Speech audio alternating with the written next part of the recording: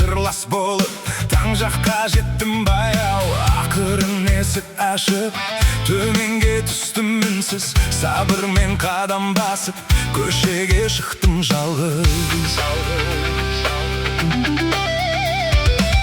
Ертерек оянған қала, асығып жүрген жандар, ойларға терең батып, жүгіріп өткен таңдар. Құстар да үнін қосып, тербелді жасыл талдар, тіршілік үнін шашып, басталды жаңа таңдар.